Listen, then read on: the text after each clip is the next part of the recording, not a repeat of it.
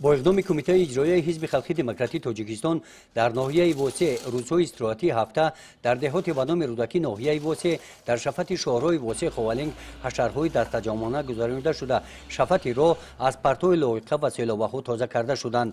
این شهرها از مرکز این دهات گذشته همه روز صدها واسطه‌های نقلیات مسافربر از این راه گذشته از گل و درختان سبز محیط طبیعت شهرها تبشان را بالیده می‌گردانند. در سمت زیبا و دیدنی گردانیدن شفت شهرها کارمندان اداره خواجگی کمونالی دهات همه روزه زحمت میکشند. زیبایی و تازه‌کاری ها که یکی از عامل تامین بهداشت سلامتی انسان است، این نقطه همیشه در مد نظر رهبریت جماعت دهات به نام رودکی قرار دارد. در پیروی به سیاست بنیادکارانه اجرای دستور و هدایت‌های سرور دولت در سمت کارهای آبادانی بخشیده به 35 سالگی جشن استقلال دولتی با راهبردی جماعت دهات مقامات خودفعالیت جمعیتی دستگیری شخصان سخاوتمند و همت بلند زحمت ساکنان دهات توسط برگزاری حشرهای دستجمعانه روی کار آمدند. در نتیجه بارشات باران‌های ماه می در این ماه مراتب چهارم می شود که جویبارهای شفت شهر را تازه کرده می شوند. در این روز در میدان پرچم دولتی یکی از موضع‌های خوشمنظره شفت شهرها در دهات به نام رودکی هم با جلب کارمندان قسم خواجگی مؤسسه تسهیلات میانه عمومی رقم 51 حشر تازه‌کاری‌ها تازه نمودن میدان چمنستان از علف‌های بیگانه ادامه یافتند. نیم دایم آبادانی میایم چابق میایم علف میچینیم خیلی سبودنیک میکنیم گلها را تازه میکنیم دایم در درنی گلها باشی خانت سیاته وقتت خشای تابت خوبای. میدان پرچم دولتی تاجیکستان 4 اکتبر سال 2021 در این جماعت دهات با اشتراک پیشوای ملت پرزیدنت جمهوری تاجیکستان محترم امامعلی رحمان مورد استفاده قرار داده شده.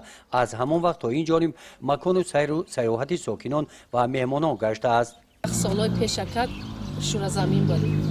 انا حاضر خشمانه خود آبادش کردیم، مهنت کردیم، انا درخت سبز کردیم، گلای زیبایی انا آبادی کردیم. افتخار میکنیم که شور زمین ما آبادی کردیم.